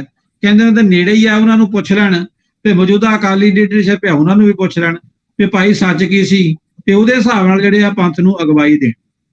ਤੇ ਦੂਜੇ ਪਾਸੇ ਧਿਆਨ ਸਿੰਘ ਮੰਡ ਨੇ ਜਿਹੜੇ ਮੁਤਵਾਦੀ ਜਥੇਦਾਰ ਜਿਨ੍ਹਾਂ ਨੂੰ ਆਪਾਂ ਕਹਿੰਦੇ ਆ ਸਮਾਨਾਂਤਰ ਪੰਥਕ ਏਕਤਾ ਲਈ, ਉਹਨਾਂ ਨੇ ਵੀ ਗੱਲ ਕਹੀ ਹੈ ਇੱਕ ਪਲੇਟਫਾਰਮ ਤੇ ਇਕੱਠੇ ਹੋਈਏ ਤੇ ਜਿਹੜਾ ਇਹ ਘਟਨਾਕ੍ਰਮ ਹੈ ਜਿਹੜਾ ਵਾਪਰਿਆ ਸੀ ਇਹਨੂੰ ਉਜਾਗਰ ਕਰਨ ਦਾ ਸਮਾਂ ਆ ਗਿਆ। ਆਪਾਂ ਰਲ ਕੇ ਇਹਨੂੰ ਉਜਾਗਰ ਕਰੀਏ ਤਾਂ ਕਿਤੇ ਨਾ ਕਿਤੇ ਮੈਨੂੰ ਲੱਗਦਾ ਗਿਆਨੀ ਹਰਪ੍ਰੀਤ ਸਿੰਘ ਵਾਸਤੇ ਇਹ ਸਥਿਤੀ ਜਿਹੜੀ ਹੈ ਥੋੜੀ ਮੁਸ਼ਕਲ ਦੀ ਬਣਦੀ ਜਾਪ ਰਹੀ ਹੈ, ਕਿਉਂਕਿ ਹੁਣ ਇਸ ਵਕਤ ਮੌਕਾ ਆ ਗਿਆ, ਉਹਨਾਂ ਨੂੰ ਇੱਕ ਇਮਤਿਹਾਨ ਦੇ ਵਿੱਚ ਪਾਤਾ ਗਿਆ ਕਿ ਹੁਣ ਆਪਣੇ ਆਪ ਨੂੰ ਸਾਬਤ ਕਰੋ ਕਿ ਸਮੁੱਚੀ ਸਿੱਖ ਪੰਥ ਦੇ ਤੁਸੀਂ ਹਿੱਤ ਵਿੱਚੋਂ ਜਾ ਕੇ ਕਿਸੇ ਇੱਕ ਪਰਿਵਾਰ ਦੇ ਨਾਲ ਤੁਸੀਂ ਕਿਵੇਂ ਦੇਖਦੇ ਹੋ? ਦੇਖੋ ਸੰਧੂ ਸਾਹਿਬ, ਗੱਲ ਹੈਗੀ ਹੈ ਜੀ ਪੰਥਕ ਸਮਾਜ ਦੀ। ਹੁਣ ਸਿੱਖ ਸਮਾਜ ਜਿੰਨੇ ਵੀ ਇਹ ਤੁਸੀਂ ਮੁੱਦੇ ਜ਼ਿਕਰ ਕੀਤੇ, ਉਹ ਸਾਰੇ ਹੀ ਮਾਮਲਿਆਂ ਨੂੰ ਲੈ ਕੇ ਸਿੱਖ ਸਮਾਜ ਦੇ ਵਿੱਚ ਇੱਕ ਬੜੇ ਲੰਬੇ ਸਮੇਂ ਤੋਂ ਆਸ ਸੀ ਕਿ ਜਿਹੜੇ ਵੀ ਇਸ ਦੇ ਦੋਸ਼ੀ ਪਾਏ ਜਾਣਗੇ ਉਹਨਾਂ ਨੂੰ ਜਗ ਜ਼ਾਹਿਰ ਕਰਕੇ ਉਹਨਾਂ ਨੂੰ ਬਣਦੀ ਜਿਹੜੀ ਹੈ ਗੁਰੂ ਗ੍ਰੰਥ ਸਾਹਿਬ ਦੇ ਮੁਤਾਬਿਕ ਵੀ ਔਰ ਸਿੱਖ ਸਮਾਜ ਦੇ ਮੁਤਾਬਿਕ ਵੀ ਔਰ ਕਾਨੂੰਨ ਦੇ ਮੁਤਾਬਿਕ ਵੀ ਉਸ ਨੂੰ ਜਿਹੜੀ ਹੈ ਸਖਤ ਤੋਂ ਸਖਤ ਸਜ਼ਾ ਜਿਹੜੀ ਆ ਉਹ ਦਿੱਤੀ ਜਾਏਗੀ। ਔਰ ਆਉਣ ਵਾਲੇ ਸਮੇਂ ਦੇ ਵਿੱਚ ਕੋਈ ਵੀ ਗੁਰੂ ਮਹਾਰਾਜ ਦੇ ਬੇਅਦਬੀ ਕਰਨ ਦਾ ਕੋਈ ਹੌਸਲਾ ਨਹੀਂ ਕਰੇਗਾ। ਲੇਕਿਨ ਸਰਕਾਰਾਂ ਦੀਆਂ ਢਿੱਲੀਆਂ ਨੀਤੀਆਂ ਦੇ ਕਰਕੇ ਪ੍ਰਸ਼ਾਸਨ ਜਿਹੜਾ ਹੈ, ਪੁਲਿਸ ਪ੍ਰਸ਼ਾਸਨ ਚਾਹੇ ਉਹਦੇ ਚ ਕੋਈ ਸਿੱਟ ਬਣੀ ਜਾਂ ਕੁਝ ਵੀ ਬਣਿਆ, ਉਸ ਦੇ ਕਾਰਨ ਵੀ ਜਿਹੜੇ ਹੈ ਉਹ ਸਾਹਮਣੇ ਨਹੀਂ ਆ ਸਕੇ ਔਰ ਬੜੇ ਲੰਬੇ ਸਮੇਂ ਤੱਕ ਰਿਪੋਰਟਾਂ ਤੱਕ ਨਹੀਂ ਖੁੱਲੀਆਂ। ਜੇ ਖੁੱਲੀਆਂ ਤਾਂ ਫਿਰ ਉਹਨਾਂ ਨੂੰ ਰੱਦ ਕਰਵਾ ਦਿੱਤਾ ਗਿਆ ਤੇ ਉਸ ਤੋਂ ਬਾਅਦ ਵੀ ਜਿਹੜਾ ਆ ਫਿਰ ਨਵੀਂ ਸਿੱਟ ਬਣ ਗਈ। ਮਤਲਬ ਕਹਿਣ ਦਾ ਉਹ ਸਿਰਫ ਇੱਕ ਟਾਲਮ ਟੋਲ ਹੋਇਆ, ਉਹ ਇੱਕ ਜਿਹੜਾ ਆ ਟਾਈਮ ਪਾਸ ਦੀ ਨੀਤੀ ਜਿਹੜੀ ਹੈ ਉਹ ਅਪਣਾਈ ਗਈ ਸਰਕਾਰਾਂ ਦੇ ਵੱਲੋਂ। ਲੇਕਿਨ ਸਿੱਖ ਸਮਾਜ ਜਿਹੜਾ ਉਹ ਅੱਜ ਵੀ, ਹੁਣ ਬਹੁਤ ਦੇਰ ਤੋਂ ਇਹ ਗੱਲ ਚੱਲ ਰਹੀ ਹੈ ਕਿ ਸਾਰਾ ਸਿੱਖ ਸਮਾਜ ਜਿਹੜਾ ਹੈ ਉਹ ਇੱਕ ਪਲੇਟਫਾਰਮ ਤੇ ਇਕੱਠਾ ਹੋਵੇ ਔਰ ਗੁਰੂ ਮਹਾਰਾਜ ਦੀ ਹਾਜ਼ਰੀ ਦੇ ਵਿੱਚ ਇਸ ਦੇ ਲਈ ਜਿਹੜਾ ਆ ਉਹ ਗੱਲ ਕੀਤੀ ਜਾਵੇ ਤੇ ਉਸ ਦਾ ਇਨਸਾਫ ਦੀ ਜਿਹੜੀ ਆ ਉਹ ਗੱਲ ਕੀਤੀ ਜਾਵੇ। ਹੁਣ ਗੱਲ ਆ ਜਾਂਦੀ ਹੈ ਕਿਉਂਕਿ ਅਕਾਲ ਤਖਤ ਸਾਹਿਬ ਜਿਹੜਾ ਆ ਉਸ ਨੂੰ ਸਿੱਖ ਸਮਾਜ ਦੇ ਵਿੱਚ ਸਭ ਤੋਂ ਉੱਚਾ ਜਿਹੜਾ ਆ ਉਹ ਪਦ ਮੰਨਿਆ ਜਾਂਦਾ ਹੈ। ਉਸ ਦੇ ਅੱਗੇ ਹਰ ਸਿੱਖ ਜਿਹੜਾ ਹੈ ਉਹ ਨਤਮਸਤਕ ਹੁੰਦਾ ਆ। ਹੁਣ ਉੱਥੇ ਦੇ ਜਿਹੜੇ ਭਾਈ ਹਰਪ੍ਰੀਤ ਸਿੰਘ ਜੀ ਜਿਹੜੇ ਆ ਉਹਨਾਂ ਦੇ ਉੱਤੇ ਹੁਣ ਜਿਹੜੀ ਹੈ ਜ਼ਿੰਮੇਵਾਰੀ ਆ ਗਈ ਕਿ ਤੁਸੀਂ ਇਹ ਜਗ ਜ਼ਾਹਿਰ ਕਰੋ ਵੀ ਜਿਹੜੀ ਗੱਲ ਹੈ ਉਹਨੂੰ ਸਾਫ਼ ਕੀਤਾ ਜਾਵੇ ਤੇ ਸਿੱਖ ਪੰਥ ਦੇ ਲਈ, ਸਿੱਖ ਸਮਾਜ ਦੇ ਲਈ ਜਿਹੜਾ ਇਨਸਾਫ ਉਹ ਕੀਤਾ ਜਾਵੇ। ਪਰ ਉਹ ਮਜਬੂਰੀ ਫਸਦੇ ਨਜ਼ਰ ਆ ਰਹੇ ਨੇ ਕਿਉਂਕਿ ਇੱਕ ਪਾਸੇ ਆਇਆ ਤੇ ਦੂਸਰੇ ਪਾਸੇ ਸਿੱਖ ਸਮਾਜ ਹੈ ਉਹ ਹੁਣ ਇੱਕ ਐਸੀ ਦੁਵਿਧਾ ਦੇ ਵਿੱਚ ਫਸੇ ਹੋਏ ਨੇ ਕਿ ਉਹ ਕੀ ਕਰਨ। ਤੇ ਇਸ ਕਰਕੇ ਸਿੱਖ ਸਮਾਜ ਦੇ ਵਿੱਚ ਆਉਣ ਵਾਲੇ ਸਮੇਂ ਦੇ ਵਿੱਚ ਇਹ ਗੱਲ ਬਹੁਤ ਜਲਦੀ ਸਾਫ਼ ਹੋਣੀ ਜ਼ਰੂਰੀ ਹੈ। ਬੀਬੀ ਜਗੀਰ ਕੌਰ ਜੀ ਇਸੇ ਚੀਜ਼ ਨੂੰ ਲੈ ਕੇ ਉਹਨਾਂ ਨੇ ਸ਼੍ਰੋਮਣੀ ਅਕਾਲੀ ਪੰਥ ਦਾ ਗਠਨ ਕਰਨ ਦੇ ਲਈ ਜਿਹੜਾ ਐਲਾਨ ਕੀਤਾ ਹੈ, ਕਿਉਂਕਿ ਉਹਨਾਂ ਨੇ ਕਿਹਾ ਜਿਹੜੇ ਵੀ ਸਮੁੱਚੇ ਸਿੱਖ ਨੇ ਉਹ ਸਾਡੇ ਨਾਲ ਆ ਕੇ ਇਸ ਪਲੇਟਫਾਰਮ ਦੇ ਉੱਤੇ ਉਹ ਕਿਸੇ ਵੀ ਰਾਜਨੀਤਿਕ ਪਾਰਟੀ ਤੋਂ ਉਸ ਚੀਜ਼ ਤੋਂ ਉੱਪਰ ਉੱਠ ਕੇ ਸਿਰਫ ਸਿੱਖ ਬਣ ਕੇ, ਸੱਚਾ ਸਿੱਖ ਬਣ ਕੇ, ਗੁਰੂ ਦਾ ਸਿੱਖ ਬਣ ਕੇ ਉਹ ਸਾਡੇ ਨਾਲ ਆਣ ਤੇ ਆ ਕੇ ਜਿਹੜਾ ਇਸ ਚੀਜ਼ ਦੀ ਮੰਗ ਕਰਨ ਔਰ ਨਾਲ ਲੱਗ ਕੇ ਇਸ ਦੇ ਵਿੱਚ ਇਨਸਾਫ ਕੀਤਾ ਜਾਵੇ। ਜਿਹੜੇ ਵੀ ਇਸ ਦੇ ਦੋਸ਼ੀ ਆ ਉਹਨਾਂ ਨੂੰ ਸਖਤ ਤੋਂ ਸਖਤ ਜਿਹੜੀ ਹੈ ਉਹ ਸਜ਼ਾ ਦਿੱਤੀ ਜਾਵੇ ਤੇ ਸਿੱਖ ਪੰਥ ਦੀ ਅਗਵਾਈ ਕਰਕੇ ਇਸ ਨੂੰ ਜੋ ਗੁਰੂਆਂ ਦਾ ਫਲਸਫਾ ਸੀ ਉਸ ਨੂੰ ਅੱਗੇ ਲੈ ਕੇ ਆਇਆ ਜਾਵੇ ਤਾਂ ਕਿ ਸਿੱਖ ਸਮਾਜ ਨੂੰ ਜਿਹੜਾ ਹੈ ਲੋਕ ਹੋਰ ਵੀ ਜ਼ਿਆਦਾ ਇੱਜ਼ਤ ਦੇ ਸਕਣ। ਕਮਲ ਮੰਜ਼ਲ ਜੀ, ਤੁਸੀਂ ਤੇ ਸਿਆਸਤ ਵਿੱਚੋਂ ਸਿਆਸੀ ਦਾਅ ਪੇ ਚੰਗੀ ਤਰ੍ਹਾਂ ਜਾਣਦੇ ਹੋ। ਇਹ ਧਿਆਨ ਸਿੰਘ ਮੰਡ ਤੇ ਬੀਬੀ ਜਗੀਰ ਕੌਰ ਦੇ ਜਿਹੜੀ ਇਹ ਗੱਲ ਕੀਤੀ ਜਾ ਰਹੀ ਹੈ ਕਿ ਇਹ ਜਥੇਦਾਰ ਅਕਾਲ ਤਖਤ ਸਾਹਿਬ ਲਈ ਇੱਕ ਕਸੂਤੀ ਸਥਿਤੀ ਨਹੀਂ ਪੈਦਾ ਕਰ ਰਹੀ ਕਿ ਇਹਦੇ ਚੋਂ ਬਚ ਨਿਕਲਣ ਦੀ ਸਮਰੱਥਾ ਜਿਹੜੀ ਹੈ ਗਿਆਨੀ ਹਰਪ੍ਰੀਤ ਸਿੰਘ ਹੋਣੀ ਮੁਤਵਾਦੀ ਜਥੇਦਾਰ ਜਿਹੜੇ ਕਿ ਕਾਰਜਕਾਰੀ ਜਥੇਦਾਰ ਉਹ ਨਿਭਾ ਪਾਉਣਗੇ? ਕਿਵੇਂ ਦੇਖਦੇ ਹੋ? ਸੰਧੂ ਸਾਹਿਬ, ਜਥੇਦਾਰ ਅਕਾਲ ਤਖਤ ਸਾਹਿਬ ਦੀ ਭੂਮਿਕਾ ਜਿਹੜੀ ਆ ਨਾ ਉਹ ਸਿੱਖ ਪੰਥ ਵਿੱਚ ਬੜੀ ਅਹਿਮ ਭੂਮਿਕਾ ਆ। ਇੱਕ ਸਮਾਂ ਸੀਗਾ ਜਦੋਂ ਮਹਾਰਾਜਾ ਰਣਜੀਤ ਸਿੰਘ ਨੂੰ ਅਕਾਲ ਤਖਤ ਸਾਹਿਬ ਤੇ ਤਲਬ ਕਰ ਲਿਆ ਜਾਂਦਾ ਸੀ ਔਰ 11 ਕੋੜੇ ਮਾਰਨ ਦੀ ਸਜ਼ਾ ਜਿਹੜੇ ਮੌਕੇ ਦੇ ਜਥੇਦਾਰ ਸਾਹਿਬ ਸੀਗੇ ਉਹਨਾਂ ਨੇ ਦੇ ਦਿੱਤੀ ਸੀਗੀ। ਔਰ ਮਹਾਰਾਜਾ ਰਣਜੀਤ ਸਿੰਘ ਤੋਂ ਵੱਡਾ ਖਾਲਸੇ ਦੇ ਵਿੱਚ ਕੋਈ ਜਿਹਨੂੰ ਆਪਾਂ ਕਹਿ ਸਕਦੇ ਲੀਡਰ ਨਹੀਂ ਅੱਜ ਤੱਕ ਹੋਇਆ। ਇੱਕ ਉਹ ਦੌਰ ਸੀਗਾ, ਇੱਕ ਅੱਜ ਦਾ ਦੌਰ ਇਹੋ ਜਿਹਾ ਵਾ ਕਿ ਲੀਡਰ ਜਿਹੜੇ ਨੇ ਉਹ ਅਕਾਲ ਤਖਤ ਸਾਹਿਬ ਨੂੰ ਆਪਣੀ ਮਨ ਮਰਜ਼ੀਆਂ ਦੇ ਮੁਤਾਬਕ ਚਲਾਉਣ ਦੀ ਕੋਸ਼ਿਸ਼ ਕਰਦੇ ਨੇ। ਜਿਸ ਤਰ੍ਹਾਂ ਡੇਰੇ ਸਾਧ ਨੂੰ ਮਾਫੀ ਦੇਣੀ ਗੱਲ ਪੂਰੀ ਤਰ੍ਹਾਂ ਨੰਗੀ ਚਿੱਟੀ ਉਜਾਗਰ ਹੋ ਕੇ ਕਿ ਕਿਸ ਤਰ੍ਹਾਂ ਉਦੋਂ ਇੱਕ ਪਰਿਵਾਰ ਨੇ ਉਹਦੇ ਨਾਲ ਇੱਕ ਨਿੱਜੀ ਰਾਜਨੀਤਿਕ ਲਾਭ ਲੈਣ ਵਾਸਤੇ ਇੱਕ ਸਾਂਢ ਗੰਢ ਕੀਤੀ, ਉਹਨੂੰ ਮਾਫੀ ਦੇ ਦਿੱਤੀ ਗਈ। ਉਸ ਤੋਂ ਬਾਅਦ ਬਾਬਾ ਕਹਿੰਦਾ ਮੈਂ ਤੇ ਮਾਫੀ ਹੀ ਨਹੀਂ ਮੰਗੀ, ਤੇ ਮੈਨੂੰ ਮਾਫੀ ਦੇ ਕਾਹਦੀ ਦਿੱਤੀ ਗਈ? ਮੁੜ ਕੇ ਉਹ ਮਾਫੀ ਵਾਪਸ ਲਈ ਗਈ। ਇਹ ਸਿੱਖ ਕੌਮ ਨੂੰ ਬੜੀ ਵੱਡੀ ਢਾਲ ਲਾਉਣ ਦੀ ਇੱਕ ਆਪਾਂ ਸਾਜ਼ਿਸ਼ ਕਹਿ ਸਕਦੇ ਹਾਂ, ਗੇਮ ਕਹਿ ਸਕਦੇ ਹਾਂ। ਔਰ ਇਹ ਚੀਜ਼ਾਂ ਨਾਲ ਨਿਤਾਰਾ ਹੋਣਾ ਬੜਾ ਜ਼ਰੂਰੀ ਆ। ਸਿੱਖ ਪੰਥ ਬਹੁਤ ਵੱਡੀ ਗਿਣਤੀ ਦੇ ਵਿੱਚ ਇਸ ਟਾਈਮ ਦਿਸ਼ਾਹੀਨ ਲੀਡਰ ਤੋਂ ਲੀਡਰਲੈਸ ਕੌਮ ਬਣੀ ਹੋਈ ਹੈ। ਇਸ ਟਾਈਮ ਅੱਜ ਸਿੱਖਾਂ ਦੇ ਕੋਲ ਕੋਈ ਲੀਡਰ ਨਹੀਂ ਆਪਣਾ ਹੈਗਾ। ਔਰ ਮੇਰਾ ਇਹ ਮੰਨਣਾ ਵਾ ਕਿ ਇਸ ਮਾਮਲੇ ਦੇ ਵਿੱਚ ਜਥੇਦਾਰ ਅਕਾਲ ਤਖਤ ਸਾਹਿਬ ਨੂੰ ਆਪਣੇ ਨਿੱਜੀ ਨਿੱਕੇ ਮੋਟੇ ਸਵਾਰਥਾਂ ਨੂੰ ਛਿੱਕੇ ਟੰਗ ਕੇ ਪੰਥ ਦੀ ਅਗਵਾਈ ਕਰਨੀ ਚਾਹੀਦੀ ਹੈ, ਪੰਥਕ ਗੱਲ ਕਰਨੀ ਚਾਹੀਦੀ ਹੈ। ਜੇ ਬਰਗਾੜੀ ਦੇ ਦੋਸ਼ੀ ਅੱਜ ਵੀ ਫਰਾਰ ਨੇ ਜਾਂ ਨਹੀਂ ਫੜੇ ਗਏ ਤੇ ਇਹ ਸਾਡੇ ਪੰਥ ਵਾਸਤੇ ਕੋਈ ਚੰਗੀ ਗੱਲ ਨਹੀਂ। ਸਰਕਾਰਾਂ ਤੇ ਸਿਰਫ ਰਾਜਨੀਤੀ ਕਰਦੀਆਂ ਨੇ। ਮੁੱਖ ਮੁੱਦਾ ਤੇ ਇਹ ਹੈ ਕਿ ਸਿੱਖ ਪੰਥ ਦੇ ਮਾਮਲੇ ਦੇ ਵਿੱਚ ਜਥੇਦਾਰ ਅਕਾਲ ਤਖਤ ਸਾਹਿਬ ਨੂੰ ਆਪਣਾ ਕਰੜਾ ਰੁਖ ਅਪਣਾਉਂਦੇ ਹੋਏ ਜੋ ਸੱਚ ਹੈ ਉਹ ਜਨਤਾ ਦੇ ਸਾਹਮਣੇ ਲੈ ਕੇ ਆਉਣਾ ਚਾਹੀਦਾ। ਮੁੱਖ ਮੁੱਦਾ ਤੇ ਇਹ ਹੈ ਜੀ, ਸਿੱਖ ਕੌਮ ਦੇ ਵਿੱਚ ਉਜਾਗਰ ਹੋਣਾ ਚਾਹੀਦਾ। ਕਮਲ ਮੰਜ਼ਲ ਜੀ, ਸੱਚ ਉਜਾਗਰ ਹੋਣਾ ਚਾਹੀਦਾ। ਬੀਬੀ ਜਗੀਰ ਕੌਰ ਹੁਣੀ ਕਹਿੰਦੇ ਨੇ ਕਿ ਜਿਹੜੇ ਉਦੋਂ ਦੇ ਤਤਕਾਲੀ ਜਥੇਦਾਰ ਸੀ ਉਹ ਤੁਹਾਡੇ ਤੋਂ ਜ਼ਿਆਦਾ ਦੂਰ ਨਹੀਂ ਰਹਿੰਦੇ, 4 ਕਦਮਾਂ ਦੀ ਦੂਰੀ ਤੇ ਆ। ਤੁਸੀਂ ਪੈਦਲ ਉਹਨਾਂ ਕੋਲ ਜਾ ਕੇ ਉਹਨਾਂ ਨੂੰ ਪੁੱਛ ਸਕਦੇ ਹੋ ਕਿ ਭਾਈ ਤੁਹਾਨੂੰ ਕਿਹੜੀ ਮਜਬੂਰੀ ਸੀ, ਤੁਸੀਂ ਜਿਹੜਾ ਸੌਦਾ ਸਾਹਿਬ ਦੇ ਖਿਲਾਫ ਜਿਹੜਾ ਉਹਨਾਂ ਨੂੰ ਮੁਆਫੀ ਜਿਹੜਾ ਹੁਕਮਨਾਮਾ ਕਿਹੜੇ ਦਬਾਅ ਜਾਰੀ ਕੀਤਾ ਸੀ। ਕਹਿੰਦੇ ਦੁੱਧ ਦਾ ਦੁੱਧ ਤੇ ਪਾਣੀ ਦਾ ਪਾਣੀ ਹੋ ਜਾਏਗਾ। ਇਹ ਜਿਹੜੀ ਰਣਨੀਤੀ ਹੈ ਬੀਬੀ ਜਗੀਰ ਕੌਰ ਦੀ, ਔਰ ਨਾਲ ਧਿਆਨ ਸਿੰਘ ਮੰਡ ਵੀ ਕਿਤੇ ਨਾ ਕਿਤੇ ਉਹਨਾਂ ਦਾ ਸਾਥ ਦਿੰਦੇ ਨਜ਼ਰ ਆ ਰਹੇ ਨੇ। ਇਹਨੂੰ ਕਿਵੇਂ ਦੇਖਦੇ ਹੋ? ਆਉਣ ਵਾਲਾ ਸਮਾਂ ਜਿਹੜਾ ਉਹ ਬਾਦਲਾਂ ਲਈ ਤੇ ਜਥੇਦਾਰ ਸਾਹਿਬ ਲਈ ਕੋਈ ਕਸੂਤੀ ਸਥਿਤੀ ਵਾਲਾ ਲੱਗਦਾ, ਜਾਂ ਇਹਦੇ ਵਿੱਚੋਂ ਵੀ ਜਿਹੜੇ ਆ ਜਥੇਦਾਰ ਤੇ ਬਾਦਲ ਦਲ ਵਾਲੇ ਜਿਹੜੇ ਆ ਉਹ ਨਿਕਲ ਜਾਣਗੇ, ਜਾਂ ਕੀ ਲੱਗਦਾ ਕਿਹੜੇ ਕਰਵਟ ਉੱਠ ਬੈਠੇ? ਸੰਧੂ ਸਾਹਿਬ ਸਿੱਧੀ ਸਾਫ਼ ਸਪਸ਼ਟ ਸੰਕੇਤ ਨੇ। ਦੇਖੋ ਇਹ ਗੱਲਾਂ ਲੁਕੀਆਂ ਛਿਪੀਆਂ ਨਹੀਂ ਵੀ ਕਿਸ ਤਰ੍ਹਾਂ ਉਦੋਂ ਸੀਐਮ ਹਾਊਸ 'ਚ ਬਹਿ ਕੇ ਸੁਖਬੀਰ ਬਾਦਲ ਦਾ ਨਾਮ ਉਦੋਂ ਖੁੱਲ ਕੇ ਸਾਹਮਣੇ ਆਇਆ ਸੀ ਕਿ ਉਹਨਾਂ ਨੇ ਇਹ ਸਾਰੀ ਮੈਨੂਪੂਲੇਸ਼ਨ ਕੀਤੀ ਬਾਬੇ ਨੂੰ ਮਾਫੀ ਦਿਵਾਉਣ ਵਾਲੀ। ਉਸ ਤੋਂ ਬਾਅਦ ਇਹਨਾਂ ਨੇ ਮਾਫੀ ਵੀ ਅਕਾਲ ਤਖਤ ਤੇ ਜਾ ਕੇ ਮੰਗੀ, ਉਹਦੀ ਸੇਵਾ ਵੀ ਲਵਾਈ। ਇਹ ਸਾਰਾ ਕੁਝ ਇਹ ਕੋਈ ਝੂਠ ਲੁਕਿਆ ਛਿਪਿਆ ਨਹੀਂ, ਇਹਦੇ ਕੋਈ ਪੁੱਛਣ ਦੀ ਗੱਲ ਨਹੀਂ, ਇਹਦੇ ਨੰਗਾ ਚਿੱਟਾ ਸੱਚ ਹੈ। ਮੈਂ ਇਹ ਗੱਲ ਕਹਿਣੀ ਚਾਹੁੰਦਾ ਕਿ ਅਕਾਲੀ ਦਲ ਕਿਸੇ ਵੇਲੇ ਪੰਥ ਨੁਮਾਇੰਦਾ ਪਾਰਟੀ ਸੀਗੀ, ਉਹ ਪੰਥ ਦੀ ਨੁਮਾਇੰਦਗੀ ਤੋਂ ਆਪਣੇ ਹੱਥ ਧਵਾ ਚੁੱਕੀ ਹੈ। ਉਥੋਂ ਪੰਥ ਅਕਾਲੀ ਦਲ ਤੋਂ ਬਹੁਤ ਦੂਰ ਜਾ ਚੁੱਕਾ ਹੈ। ਉਹਦੇ ਹੀ ਨਤੀਜੇ ਨੇ ਕਿ ਅੱਜ ਵਿਧਾਨ ਸਭਾ ਦੇ ਵਿੱਚ 2 MLA ਨੇ ਅਕਾਲੀ ਦਲ ਦੇ। ਮੈਂ ਇਹ ਬੇਨਤੀ ਕਰਨੀ ਚਾਹਾਂਗਾ ਕਿ ਇੱਕ ਟਾਈਮ ਸੀ ਕਿ ਵੱਡੀ ਗਿਣਤੀ ਦੇ ਵਿੱਚ ਸਰਕਾਰਾਂ ਬਣਾਉਣ ਵਾਲੀ ਪਾਰਟੀ ਜਿਹੜੀ ਆ ਉਹ 2 MLA ਦੇ ਜਾਂ 3 MLA ਦੇ ਸਿਮਟ ਕੇ ਰਹਿ ਗਈ ਆ। ਇਹ ਸਿੱਧੇ ਸੰਕੇਤ ਨੇ ਕਿ ਪੰਥ ਅੱਜ ਦੀ ਤਰੀਕ ਦੇ ਵਿੱਚ ਸ਼੍ਰੋਮਣੀ ਅਕਾਲੀ ਦਲ ਦੇ ਨਾਲ ਨਹੀਂ ਆ।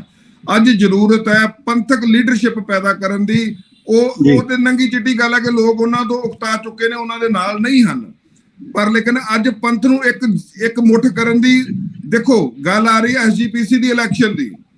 ਜੇ SGPC ਦੀ ਇਲੈਕਸ਼ਨ ਨਿਰਪੱਖ ਹੋਏਗੀ ਤਾਂ ਹੀ ਪੰਥ ਨੂੰ ਨਿਰਪੱਖ ਜਥੇਦਾਰ ਮਿਲਣਗੇ, ਨਿਰਪੱਖ ਲੀਡਰਸ਼ਿਪ ਮਿਲੇਗੀ ਪੰਥ ਨੂੰ। ਪੰਥ ਜਿਹੜਾ ਵਾ ਉਹ ਦਿਸ਼ਾਹੀਨ ਹੋਇਆ ਇਸ ਟਾਈਮ। ਵਾਕਿਆ ਹੀ ਜਥੇਦਾਰ ਅਕਾਲ ਤਖਤ ਨੂੰ ਜਿਵੇਂ ਪੁਰਾਣੇ ਜਥੇਦਾਰ ਸਾਹਿਬ ਨਾਲ ਮੀਟਿੰਗ ਕਰਕੇ ਗੱਲਬਾਤ ਕਰਕੇ ਜਿਹੜਾ ਸੱਚ ਹੈ ਉਹ ਪੰਥ ਦੇ ਸਾਹਮਣੇ ਬਿਲਕੁਲ ਖੋਲ ਕੇ ਨੰਗਾ ਚਿੱਟਾ ਰੱਖ ਦੇਣਾ ਚਾਹੀਦਾ। ਜੀ ਧੰਨਵਾਦ ਜੀ ਤੁਹਾਡਾ, ਤੁਸੀਂ ਸਾਡੇ ਨਾਲ ਜੁੜੇ ਔਰ ਆਪਣੇ ਕੀਮਤੀ ਸਮਾਂ ਕੱਢ ਕੇ ਤੇ ਨਾਲ ਸਾਡੇ ਵਿਚਾਰ ਕੀਤੇ ਨੇ ਸਾਂਝੇ। ਤੇ ਦਰਸ਼ਕਾਂ ਦਾ ਵੀ ਹਾਰਦਿਕ ਧੰਨਵਾਦ ਜਿਹੜਾ ਸ਼ੁਰੂ ਤੋਂ ਲੈ ਕੇ ਸਾਡੇ ਨਾਲ ਜੁੜੇ ਰਹਿੰਦੇ ਨੇ। ਤੇ ਇੱਥੇ ਹੀ ਅੱਜ ਲੈਣੇ ਇਜਾਜ਼ਤ, ਸਮਾਂ ਹੋ ਗਿਆ ਹੁਣ ਇਜਾਜ਼ਤ ਨਹੀਂ ਦਿੰਦਾ। ਤੇ ਸਾਰਿਆਂ ਲਈ ਫਿਰ ਸੰਗਰਾਂਦ ਮੁਬਾਰਕ ਹੋਵੇ, ਸਾਰਿਆਂ ਲਈ ਜਿਹੜਾ ਸੁੱਖ ਸ਼ਾਂਤੀ ਦੀ ਕਾਮਨਾ ਕਰਦੇ ਹੋਏ ਇੱਥੇ ਸਾਨੂੰ ਇਜਾਜ਼ਤ ਦਿਓ। ਬਹੁਤ ਬਹੁਤ ਧੰਨਵਾਦ। ਸਤਿ ਸ਼੍ਰੀ ਅਕਾਲ।